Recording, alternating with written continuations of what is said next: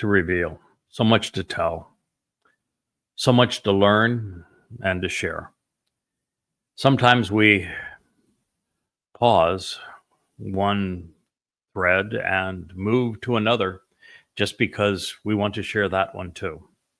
And over the last few weeks, we have delved into all manner of things, pursuing more than anything else Chokmah Choter, based upon what our beloved King Dode had to say 3,000 years ago about the Choter, this stem off of his branch, and how he would use intelligence to pull together the whole portrait, the whole story of father and son, of Yahowah and Dode, and reintroduce both to Yisrael.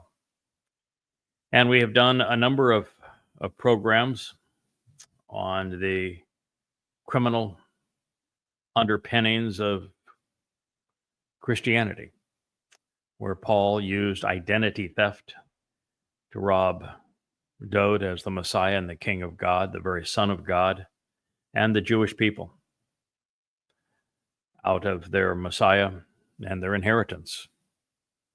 We've also done a series on the consequence of the Isaiah 17 and 18 prophecies regarding the carving out of a state of terror out of the heart of Israel, making the country indefensible, and that it being perpetrated primarily by the United States of America so that Israel would be forewarned as to what is imminent in its future. So we have done a number of programs. There's no shortage of YAHOWAH blog information, if you will, but it has been a while since we focused on Qatsyr harvest. And Qatsyr harvest is something that I presented as completely as I was capable a little over a year ago, when rewriting and expanding the 5th volume of the Yada Yahowah series, obviously entitled Qatsyr Harvest. It is about the 2 upcoming harvests, both magnificent events in the lives of God's people. The first of those, the next of those, is the harvest of standing grain on Shabuah. Shabuah means the promise of 7. It will be celebrated, of course, 7 years prior to Dode's return as our King, the Messiah, the very Son of God, with Yahowah on Kippurim in year 6000 Yah, sunset October 2nd, 2033. The next harvest following Shabuah will be Towrah. It follows, obviously, Shabuah by that prescribed 7 years. So while Shabuah will be fulfilled on the 22nd of May, a Shabat, in year 2026, the Towrah harvest, which is the final ingathering or gleaning of God's people, will transpire in 2 phases. The evening of the 23rd of September in year 2033, year 6000 Yah, will be an ingathering of olives, representing both Yehudim and Yisrael. The following day will be, well, the greatest show on earth. Chariots leaving and returning to Israel from the heavens, as final remnant of Yisrael gathered for the events that will play out on this day. Yah selected as the ultimate master of ceremonies. The Adam of Parah offering his life to prepare this adulterous woman that has been Israel for betrothal to her king 10 days before her king returns, all on top of the Temple Mount of Yahowah in the city of Dode, Um, it will be just a magnificent time, more extraordinary than any moment in human history, over what will be a 10-day period between Teruah at the end of the time of Jacob's troubles, and the evening and daytime events of Teruah, more extraordinary really than any experience in all of human history, leading to the most glorious moment and the long existence, eternal existence of our God. His return with his son on Yom Kippurim, and how 5 days later the earth will have been transformed back into the conditions experienced in the Garden of Eden, and this mortal remnant of Israel who has been spared by the Adamah Parah, this bloody red man from the earth, who is productive, this man from Edom, they will enter the garden and live 1,000 years in Yahweh's presence before forever begins. And we explore the entire universe. So this is where we are in God's story. And I wanted to resume a presentation on the harvest of Shabuah and the prelude to it at this time, because on Sunday evening, today is a Shabbat. It is the Saturday. I think what today is the 31st of the month of May. June 1st will be tomorrow, June 1st in 2025, at sunset, wherever you may live, will be the beginning of the final Shabuah harvest before its fulfillment. So that is why we're returned to this message. And when we return, we come back to a statement from Yahweh that I don't think I fully understood until quite recently, when I had the great pleasure and the enormous angst of translating and commenting on one of the most impactful passages I've ever considered. It's one that we will work our way up to and through in the Chakma Chodar series. It is Numbers 11. And I'm going to introduce this passage statement from Yahweh in Hosea, based upon Numbers 11. What you read in Numbers 11 is that the children of Israel were obnoxious. And they complained about everything. They were miserable to be around. And God got so indignant with him, fire broke out surrounding the camp. This is God saying, I'm really, really disappointed in you. I'm flat out angry about you. And in the midst of all of this, Moshe literally craps out. It's a gambling term for those who have ever rolled the dice. He absolutely crashes. He has an emotional meltdown. He becomes essentially incapacitated. And the cause is Israel again. God's people were obnoxious. They were antagonistic. They were embittered. They were appalling. They were grotesque. They were nothing but constant complainers and totally irritating. Irritating to the point that Moshe said to God, not only can't I deal with these people, I can't deal with Israel. I can't stand them. What I need you to do is just to kill me now, because this is not working out and I don't want to be part of this anymore. No one is capable of dealing with these people. They're just too embittered, too irascible.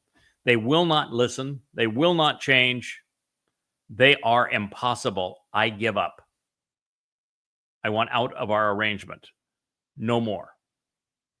You know, Jews religiously celebrate Moshe. They call him their own and the great liberator and the great prophet. They even want to give him the title of rabbi. And yet Moshe says, I can't stand you. I want nothing to do with you. I didn't want this job in the first place because I knew you were ungrateful and miserable to be around. And now that I had this experience with you thus far and had you do nothing but complain, I want out of here. I mean, just kill me. It's that bad. I just want done. No more. God's response was not to say, oh, come on, you're making too big a deal of this. It wasn't to say, oh, come on, they do have some redeeming qualities. Let's give them another chance. It wasn't to say, I think you've misrepresented the situation and it's not nearly that bad. Oop. It's not what God said. God said, yeah, they are jerks. They're malcontents. They're obnoxious. I can't stand them either. I want no part of them. Why do you think I picked you to communicate through? When they told me to go away and never speak to them again, why do you think I was so happy with that alternative? Fine with me. I agree. I don't want anything to do with them. So we're in agreement. They're impossible. So this point on, we're going to go through the motions. I'm not going to engage with them any longer. I will pick you, and there will be some 20 men and women from this point on that I will communicate through. Israel and I are done.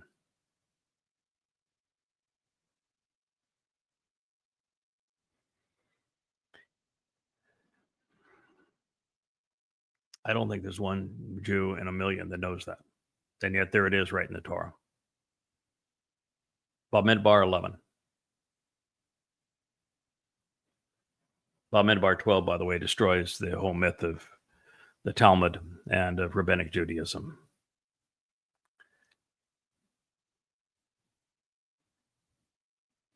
I want that to sink in. Jews have been obnoxious, embittered, malcreants for 3,400 years. God gave up on you. Yes, he chose you to be his people, but you did not choose him. You've erased his name. You plastered over his Torah with your Babylonian Talmud. You've canceled the covenant relationship with your God-forsaken religion. You've done everything you could to irritate God relative to his beloved son. You don't accept Dowd as the son of God. You don't accept Dowd as the Messiah. You don't accept Dowd as the returning king. And you most certainly don't accept Dowd for what he did for you by fulfilling Pesach, Matzah, and Bakurim at great cost, even though he told you exactly what he was going to do, when he was going to do it, and why he was going to do it.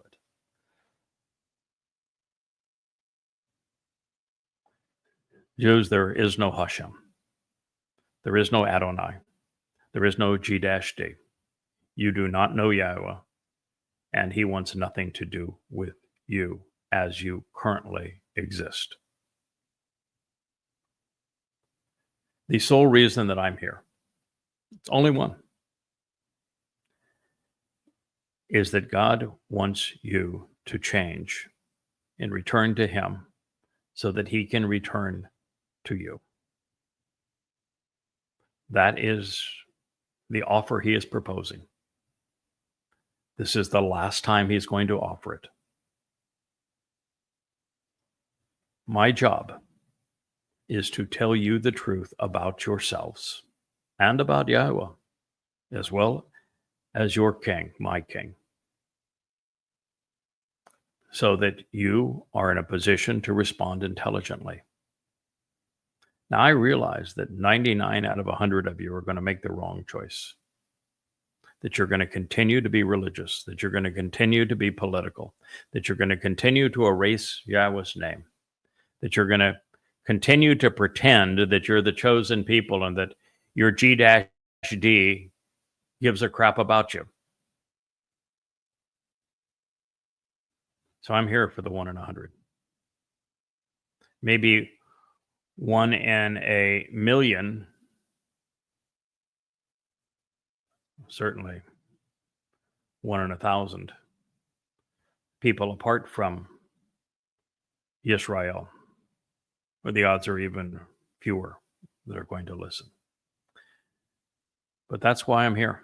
That is why Yahweh gave me the spirit of Yahweh, the spirit of intelligence, of understanding, of conviction, of knowledge, of being able to see the entire picture, being the first person who could communicate God's story from beginning to end. The spirit of reverence and respect for Yahweh. I was given those Ruach of Yahweh as they are delineated in Isaiah 11. You go look it up. It's on the great Isaiah scroll. And I am the man from Edom who saves many. I am the Adam of Perah, who lays down his life to protect Israel. I'm doing this for you. I'm here for you. I represent Yahweh. And his message is exceedingly simple. Israel, you have been estranged from God for 3,450 years. You are as rude to God now as you were then. And as a consequence, you are about to endure the time of Jacob's troubles. It is going to start 12 months from the broadcast of this live stream. To the day, if you're listening to this on Sunday, it is to the day. And it will end 7 years later after the Shabuah harvest of covenant members with Towrah. You have 3 opportunities now to get right with God. Shabuah, Towrah, and the sacrifice of the red heifer on the concluding portion of Towrah as the sun rises on the Shabat of September 24th, 2033. My advice to you is my advice will be to respond now, because to be among the remnant, you will have to survive the time of Jacob's troubles, of which 2 out of every 3 Jews are going to die. That's how dire your situation is. And you witness it all around the world. The world has turned against Israel. I gave Israel advice inspired by Yahweh as to how to respond to the terrorist attack that I had predicted the year prior, now known as October 7th. And on October 7th, I provided Israel with a way to survive what had just happened and what was going to happen. And Israel did none of it. And it did exactly what I had foretold Israel was going to do, and it's had the consequence that I explained at that time. And you've turned the entire world against you, pursuing a winless objective. And so here we are. And how you respond to what I am saying now is going to determine whether you live or die. It is that simple. We've reached the point where there are very few tomorrows left. Now, as I had said, based upon what Yahweh clearly conveyed, Yahweh gave up on Israel 3,450 years ago. Yet he had still made a promise to Abraham, and God's consistent. When he makes a promise, he honors it. It also, in the ensuing period, has done something extraordinary with his beloved son, Dod, in the fulfillment of Pesach, Matzah, and Bakurim, to open the doorway to life, to what you would call forgiveness. It's actually the removal of religious and political guilt, taking it into Sheol, never to be seen again on Matzah, and then being brought into God's covenant family by the firstborn of God, his Bakor on Bakurim, firstborn children. That as a result of what God did with his son Dod in year 4000 33 CE, exactly as they foretold, you have the opportunity now to return. They're offering it to you. I'm presenting it to you. And so God, through the prophet Hosea, makes a rather extraordinary series of declarations. He tells Hosea that he wants his prophet to marry a religious whore. You're familiar with the story, I've mentioned it, of the adulterous woman in Numbers 5? It's you, Israel. He told Hosea to marry a religious whore, a temple prostitute, Gomer, because he wanted his prophet to empathize, to have a sense of understanding of what Yahweh was enduring with Israel. Had nothing to do with sexuality. It had all to do with religion. Israel was and continues to be overtly religious. In the minds of many Jews, there is no distinction between being Jewish and Judaism. And from God's point of view, the ethnicity is the most important in the world, and the religion is the most disgusting. God makes a hell of a distinction. Literally life and death, or eternal life in his presence, or eternal separation in Sheol.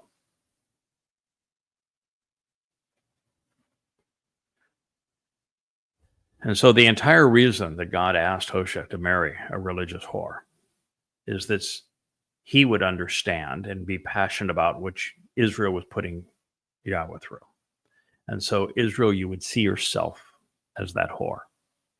Then you would relate to the story of Numbers 5 and the adulterous woman. You would recognize that woman is you. Now, there is a cure for that woman. It's the sacrifice of the red heifer. And the red heifer is not a red cow. I'm the Adamah Parah, the bloody red man who is productive. I'm also the man from Edom who saves many, also in red, blood red. Just as Dod served as the Passover lamb, he didn't go bah as the Romans crucified him on Passover. It was his corporal body that was sacrificed. His soul then carried our guilt into Sheol and then returned to Yahweh on Bakurim. It's not human sacrifice because the soul does not die, just the body.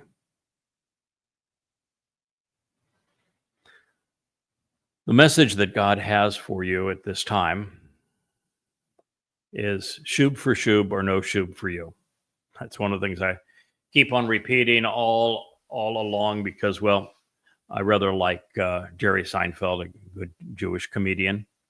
And I love the line that is presented in the Soup Nazi episode. No soup for you. Well, shub for shub or no shub for you. It's Yahweh's edict. It's his demand. It is where he stands on this matter, and he's not going to change his mind. He's etched it in stone. He's repeated it over and over again.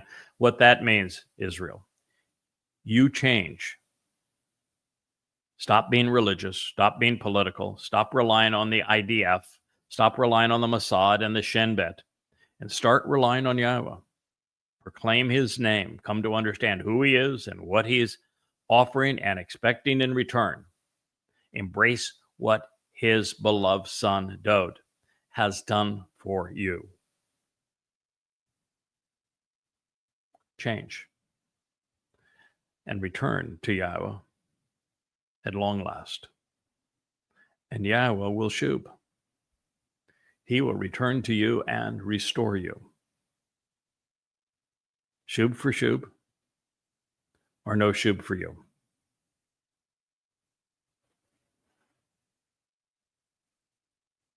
So,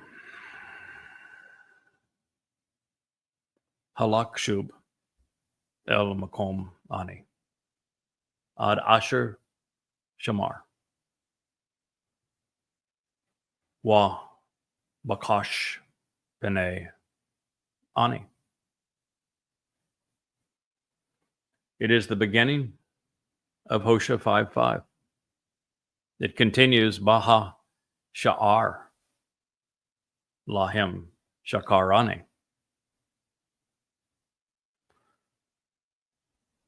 I will go away. I'm walking away. And I will return. I will travel about and I will come back. Halak Shuba. At Asher Shamar. Until they closely examine and carefully consider the way to receive the benefits of the relationship through the restoring witness of the eternal testimony. And Bakash Pene Ani, they seek my presence, responsibly investigating and learning about my appearance.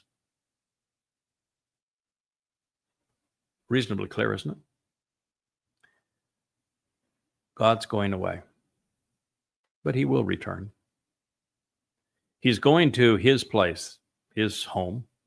That would be in Shamaim. That would mean not here on earth.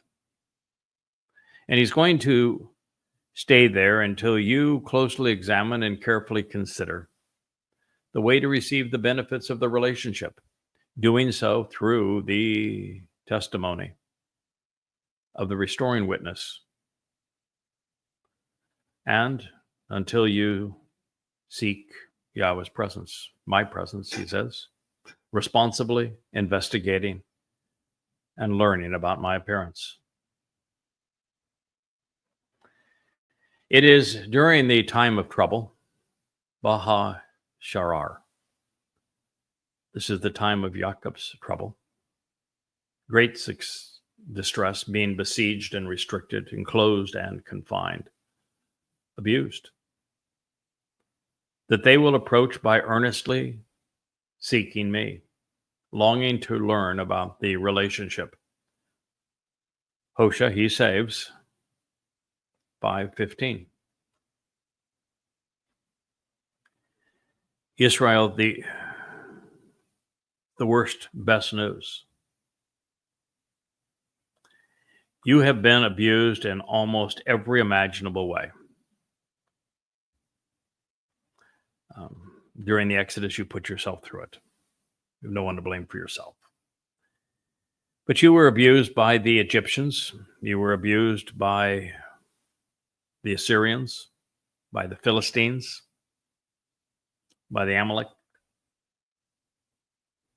by the Babylonians, by the Macedonian Greeks, by the Imperial Romans, by the Roman Catholics, by the Ottoman Muslims, by Muhammad's Muslims, by the Roman Catholic Church some more, by the Muslims some more, by the Second and Third Reich of the Holy Roman Empire, and then the Nazis, then Muslims again, and now Marxists and Muslims. It's been a rough go. And through all that time, never once have you returned to Yahweh. There are some brief moments where under Dode there was some sign of unity, very, very briefly under Solomon, for a matter of months under Hezekiah, occasionally through a righteous king, but it never lasted more than a few months. For all the rest of the time, you've been estranged. And no matter how bad it was, even with Yahweh saying, because you don't recognize me, because you're not willing to accept who I am, what I'm offering, and expecting in return, because you don't celebrate my Moed Mikre as they were intended, because you don't honor the conditions of the Bereth covenant relationship, these bad things are going to happen to you, and they did. And during them, there was no return. Even during the Holocaust, you put God on trial rather than yourselves.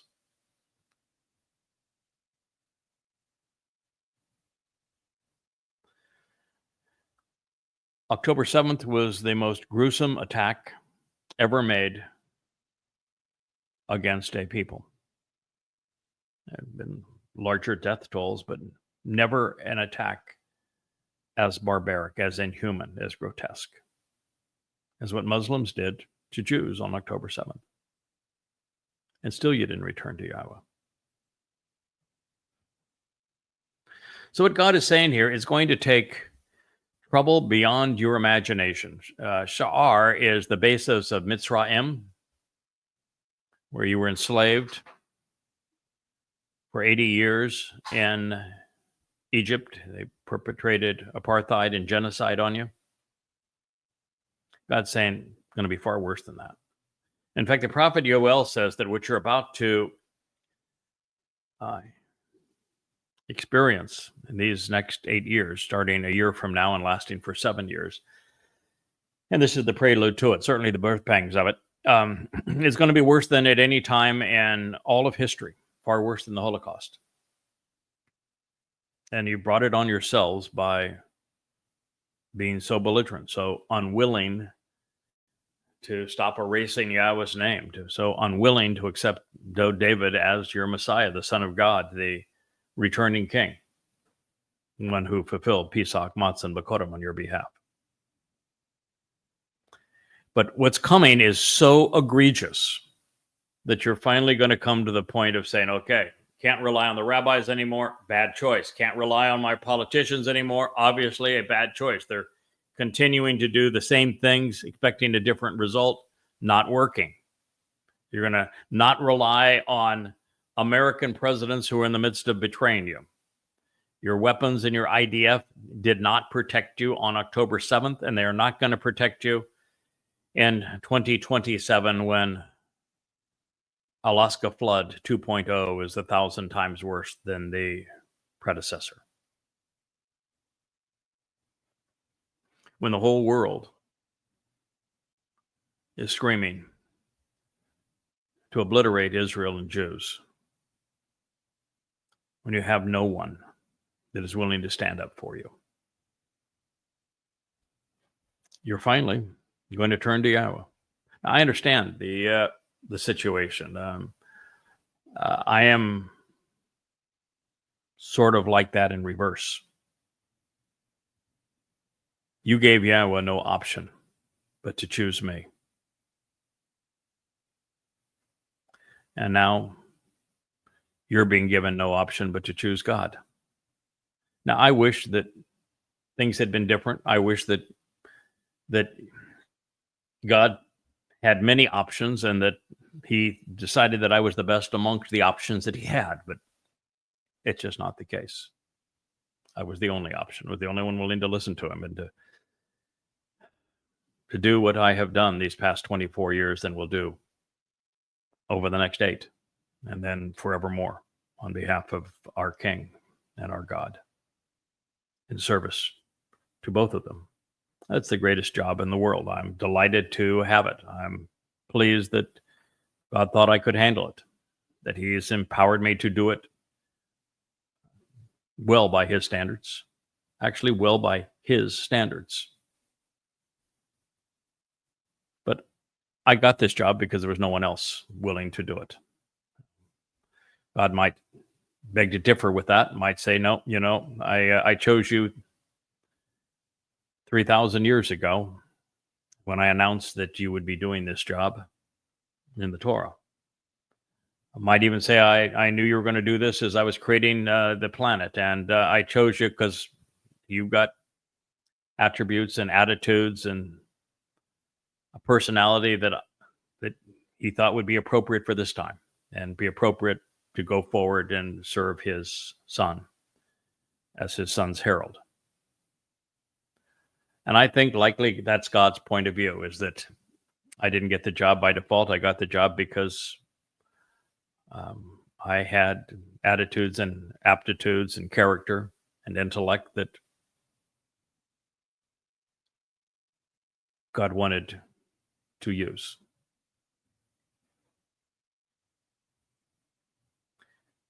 But I want you, Israel, not to choose God because he's the only option. I want you to do what I think God did with me.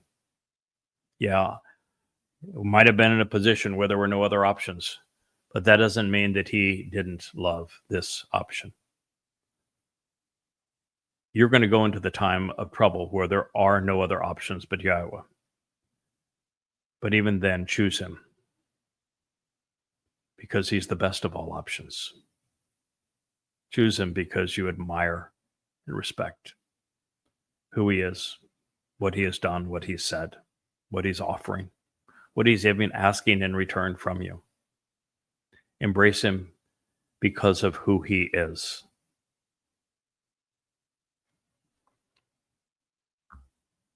That's the message I want to communicate to you. So during this time of trouble, it is the time that you will return to earnestly seeking, longing to learn about the relationship. And during that time, between now and the 4th of April of 2030, 3.5 years before the end, where I'll be joined by Elia, who is the master linguist when it comes to repudiating politics and religion. You think I am anti-politics and religion. I haven't killed anybody, at least that I know of, that has been religious or political. Moshe killed 850 people that we know of, and probably a lot more that followed them. But Moshe killed everyone who was overtly political and religious. Killed them with his words, and then with the Spirit of God. At this point, I have only wielded words wisely to get your attention. I have rebuked the political and the religious voices, as Yahweh would have me do. But all in all, between now and the 4th of April, the beginning of Abib in 2030, I'm all you got. Standard Yahowah operating procedure. Find somebody, enable that person, have that person listen, and then respond and work through them to liberate his people, save them from themselves. There are hundreds and hundreds of prophecies about what I'm doing with you right now, what I'm sharing with you, hundreds and hundreds of them. Now, it is your choice as to how you choose to respond to what I'm sharing with you about Yahowah. But then you will also choose the consequence, which is either life or death.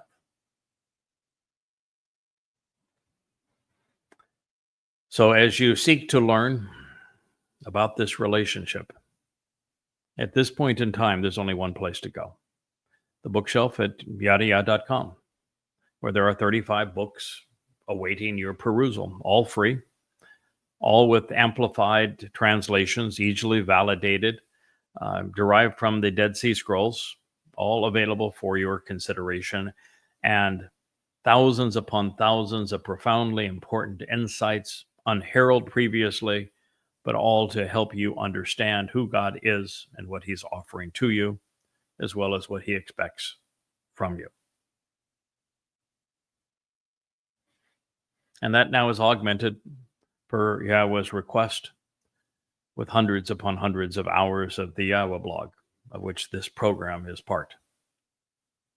All to call you home, to call you out of Babylon, this intermixing of lies and truth, of commingling religion and politics that has confounded so many. Hosea 5:15. There for your consideration, I have just explained it to you. Can you handle it? Can you deal with it? Can you process it? Can you respond intelligently to that?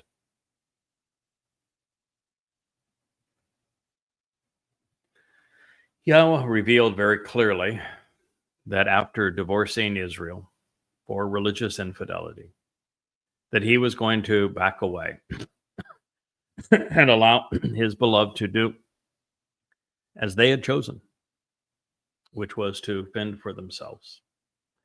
Having previously come to their rescue, having devoted himself to guiding and teaching and protecting them, God chose not to compete with their political and religious yearnings. He left Israel to their own devices. It has not turned out well. Over the intervening millennia, the Israelites were bludgeoned, as I have shared, by the Assyrians, Babylonians, Egyptians, Greeks, Romans, Roman Catholics, Mohammedans, Muslims, Ottomans, Crusaders, European Christians, conspiratorialists, Nazis, communists, Muslims, Marxists, and Muslims combined. On and on it goes, and soon by the MAGAs. And we've reached the last generation. Both sides of the aisle, conservatives and progressives, all going to turn on Israel.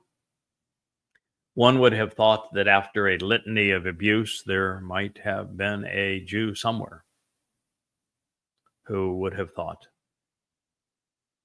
Since our approach has resulted in centuries of demonization, maybe we should flip back through the pages of time and find something that led to a better outcome. Wouldn't that have been reasonable? Why isn't there a single Jew pointing that out to you?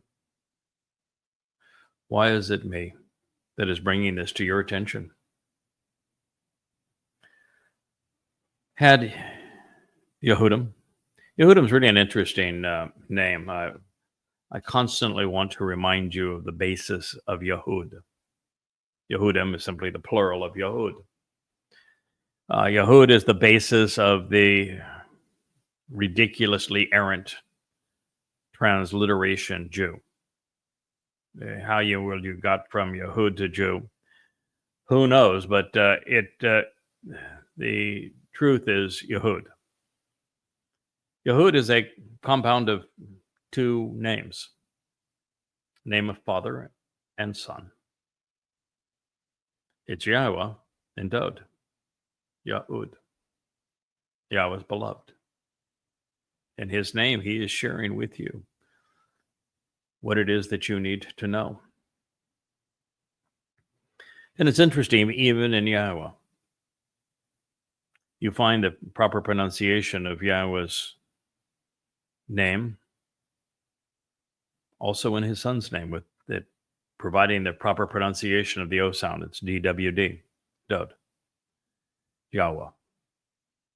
That and Haya, the verb that Yahweh conveyed, that was the basis of his name, and the Torah, the book, the teaching and guidance in which his name is presented to Israel and to the world. That Yahweh would have a name that is based upon a hand, and this is in the earliest Hebrew alphabetic script, the first phonetic alphabet in the history of the world. It's the upper arm reaching down, a forearm reaching out with an open hand. That's the first letter in Yahweh's name.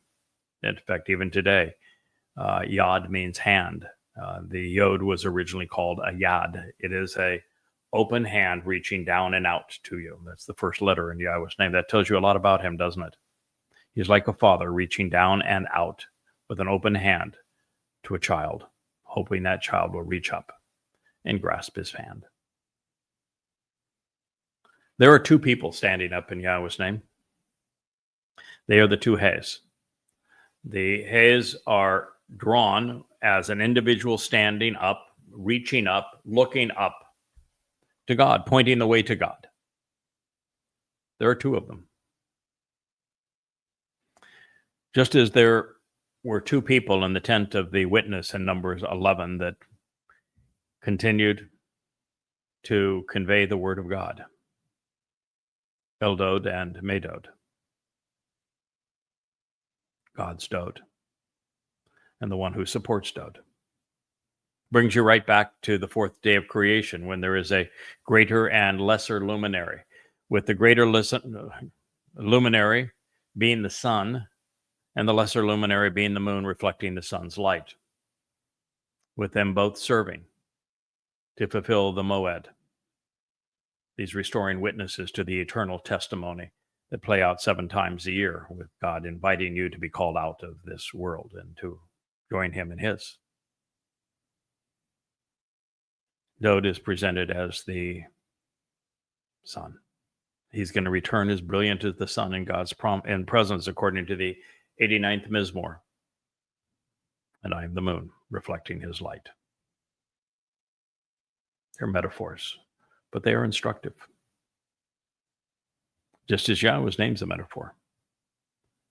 The two people standing up in his name are Dode and Yada. One right there in the heart of it all, right there next to Yahweh's hand. Yahweh's right hand.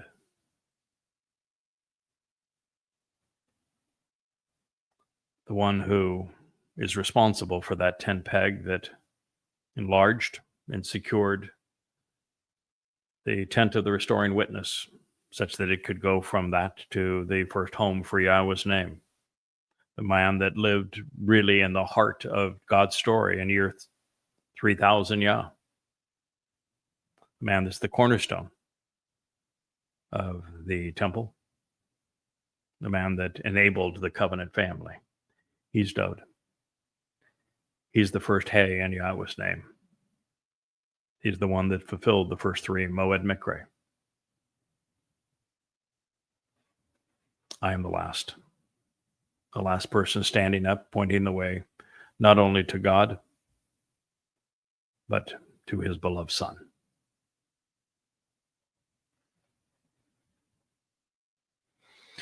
And should you feel somehow uncomfortable with that, you don't much like the idea of somebody telling you that they are central to God's plans and his story, why don't you find somebody else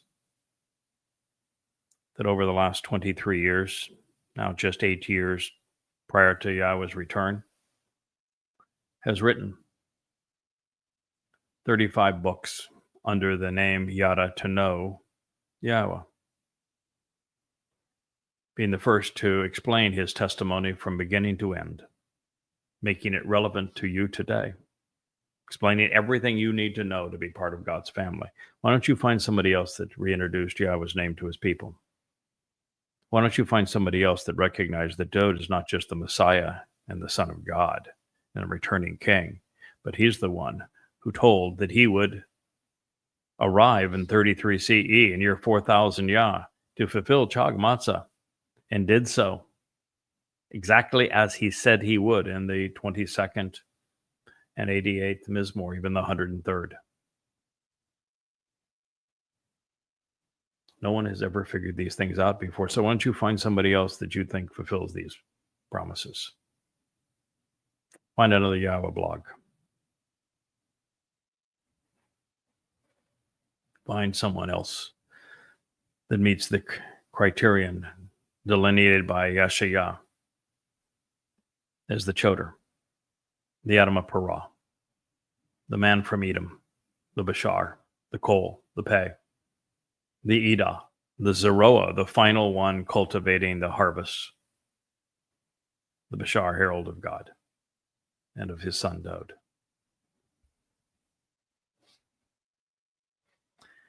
Now, had they done so, the answer was convenient enough because, well, Hezekiah was really the last time that Judah, it wasn't all Yisrael, but it was Yehudah, recognized, at least for a brief moment, what God was asking of them and offering to them.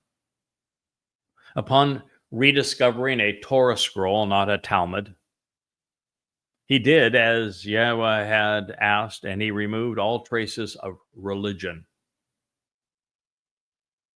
from Yehuda, Judah.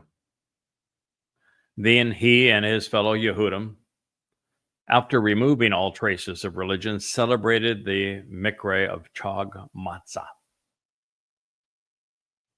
Chag Matzah is the most essential moment each year. It isn't a 7-day celebration of Passover. It's the 7-day celebration of Chag Matzah, the central day of it, the essential day of it, the Isim, the Chag, the celebration, the Kodesh, set apart, is Matzah. Pesach is just the first day of it. But they celebrated Chag Matzah not once, but twice. And as a result, the 185,000 Assyrian soldiers, not 4,000 to 6,000 jihadists with mostly unarmed and with garden implements on foot, who had just scurried across the border. 185,000 of the best trained and best armed soldiers in the world at that time. Poof, we're gone. You want to protect yourself from the next Alaska's flood, even if it is not 5,000 or 50,000 or 185,000 mujahideen, even if it is 5 million. Follow Hezekiah's example. God's not going to change. You need to change.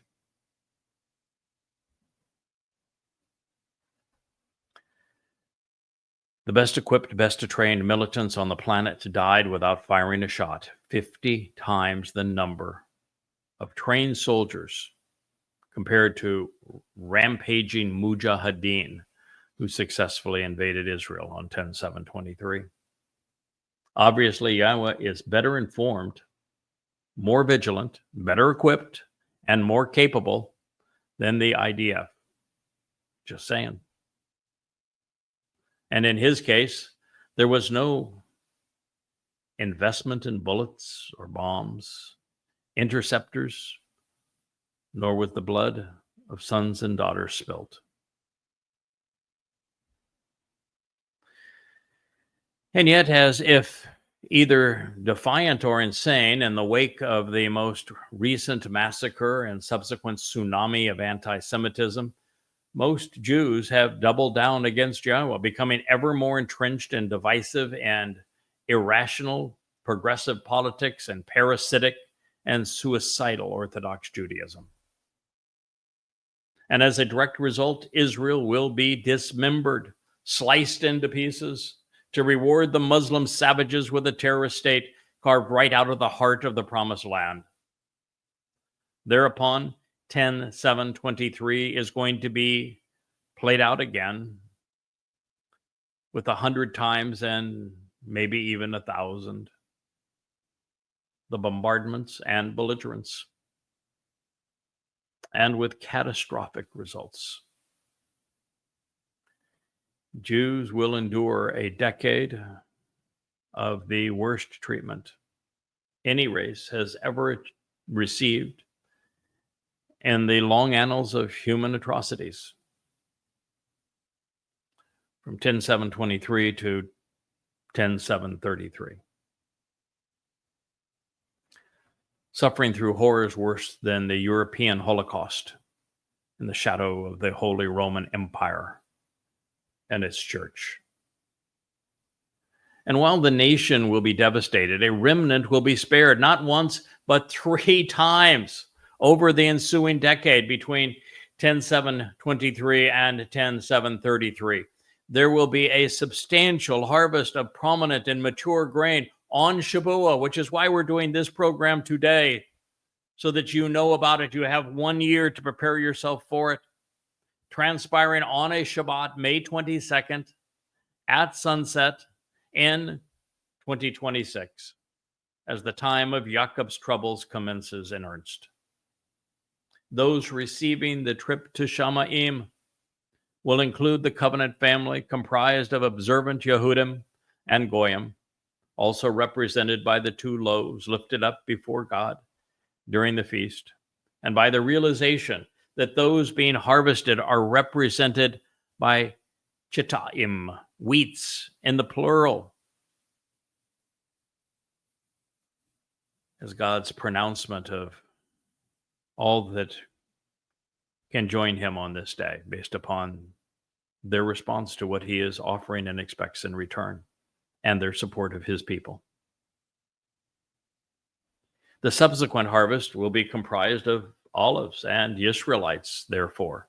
And this reaping will transpire on Towrah following a solar eclipse on the Shabat beginning September 23rd, 2033. I shouldn't say following a solar eclipse. The solar eclipse is going to occur during the Shabbat of September 24th, 2033. The last ingathering is on the 23rd, a Friday evening. But as the sun rises on the Shabbat of the 24th of September 2033, there will not only be a solar eclipse, because this is the one moment that the brilliance of the sun is overshadowed, if you will, by the work of the moon. And the corporeal manifestation of Hasatan, just like the beast of Rome, took the Bashar body, the life of the Bashar body of Dod as the Passover lamb. So this corporeal manifestation of Hasatan will take the life out of my corporeal body, my Bashar, as the Bashar herald at that moment. And it's what Yahowah's God, the prophet, and Yahowah do as a result of this sacrifice that will transform the mortal remnant of Israel. 10 days before the Messiah and Son of God, Dod, return on Yom Kippurim, 6:22 p.m. as the sun sets in Jerusalem with the arrival of the sun. In the Yobel year of 6,000 Yah, October 2nd, 2033. 5 days thereafter, during a lunar eclipse, Sukkah will be celebrated as the covenant family camps out with father and son in conditions similar to those experienced during Gan Eden. So there is an open invitation for some very special people to join the firstborn children of the covenant family. But there will be no sanction for any religious sect, for any political institution or nation. And now that the options, timing, criterion, and consequences have been presented, I want Israelites and Yehudim to appreciate the implications. As was foretold by Gabriel, who is Dod. Gabriel is not an angel. Gabriel is God's most competent and courageous man. That's what Gabriel means.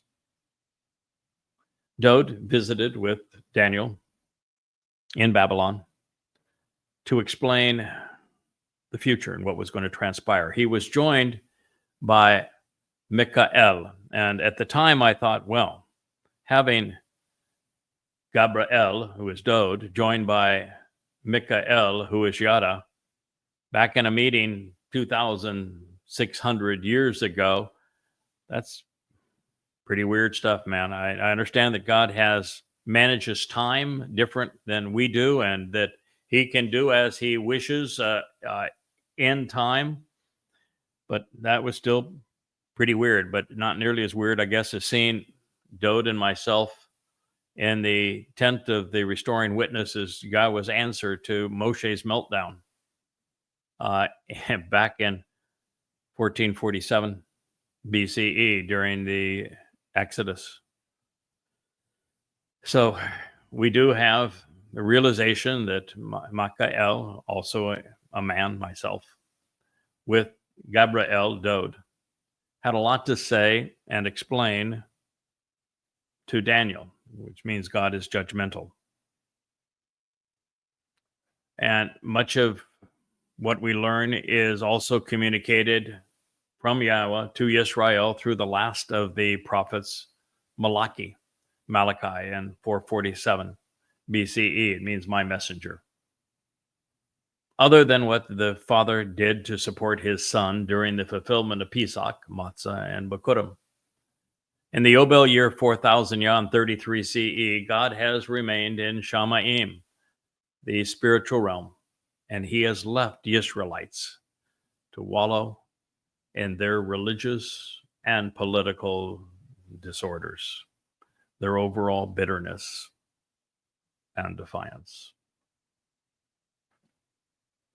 Another 2,449 years would pass before God would engage again.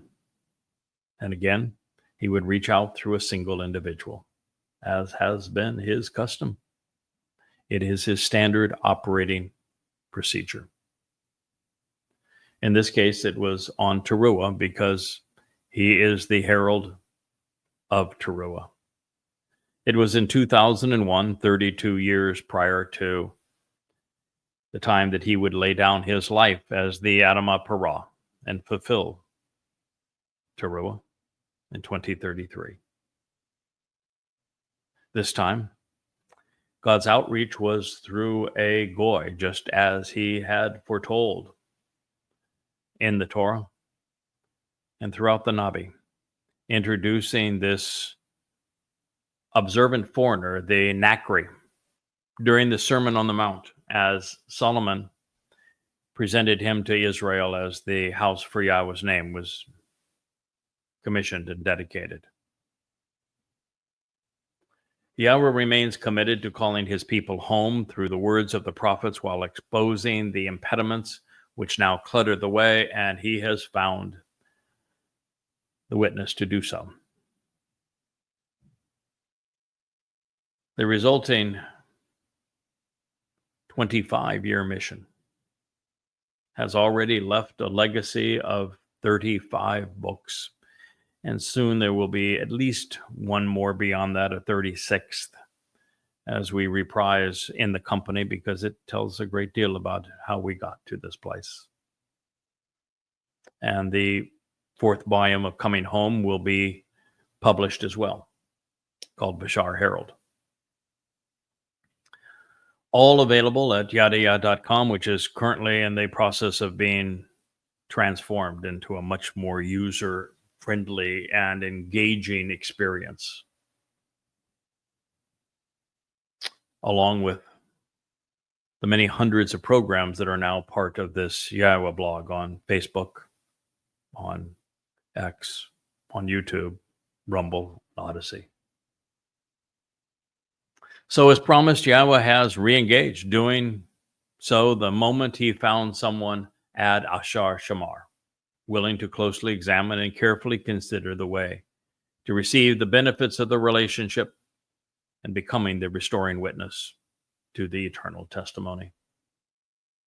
As a result of this, Israelites have once again bakash paneh, sought Yahweh's presence responsibly, investigating and learning about God's reappearance. Yehudim around the world are doing so, as are Goyim. It is all played out exactly as God foretold. This time through Hosea 27 centuries ago. While many will continue to respond over the next year between now and the Shabuah harvest of standing grain in May 2026, there will be, as I have shared, 2 additional opportunities for those who miss the ultimate expression of Yahweh's love. Although, to capitalize on those 2, you're going to have to survive the time of Yaakov's troubles. With death stalking Jews everywhere on earth, the risks are far too high to wait. Although we'll be there for you, should you choose to do so. This next gathering of Bakurim firstborn children will be Bah-ha-Sharar. During the time of trouble, as Israel is narrowed and Jews are besieged, the souls gathered and withdrawn, Shakar, will approach by earnestly seeking God, longing to learn about the relationship. And that is music to my ears because, as I've said, well, I recognize that I was the only option available to Yahowah to perform this message as the final witness. That does not mean that Yahowah chose me by default. He well could have surveyed the souls that were available to him and made a choice, as he did with Dode, to choose me over others. I hope that is the case. I expect that is the case. I want you to do the same, and this says that just because Yahowah is the only option that is viable left to you, Yisrael and Yehudim, this says that you're going to do a thorough investigation. You're going to become observant again, and you're going to respond to all that God is offering. And that's what he wants. That's what I want. That's what you should do. Now, those who respond to the invitation to attend this Shabuah harvest in May 2026, an eternity with Yahowah in the Bereth covenant family awaits. And thereafter, aside from the final Yehudim, who will be among those in the dwindling remnant who return to Yahowah 7 years later during Towrah, just 10 days prior to Kippurim in October of 2020 or 2033, there will be no other opportunity. All remaining souls will either be extinguished or incarcerated. It's the last hurrah. So today we find that Yehudim are emerging from their nightmarish past, opening their eyes, walking away from religion and from politics and becoming observant. And for this reason, Yada Yahowah was prepared and published. It is the reason that we are doing the Yahowah blog. It's the reason that we have engaged on social media. And for this reason, Yada Yahowah was prepared, it was published, and it is also telling that the comprehensive rewrites of Goddamn Religion and Twistianity, the completion of the Coming Home volumes with 3 and 4, and the final edits of the Yada Yahowah books, these volumes, was completed as the sun sets in Jerusalem on the Shabat of May 22nd, 2026 is when it's all going to come to the final curtain call. The entire cast of every book, of every episode of the Yahowah blog, of everything that we have written and spoken on behalf of Yahowah will be debuted. Finished, appropriate, correct, and available for you. There is just barely enough time remaining to prepare the final ingredients in Yahowah's Nesh sign that God's going to be uplifting to garner his people's attention and to call them home. So I thank you. We've gone over the hour time. I wanted to do a special episode of Qatsyr Harvest in the recognition of Shabuah, which is celebrated tomorrow. And so I thank you for tuning in and listening to all God wants his people to know in advance of the Shabuah Qatsyr. Thank you for listening.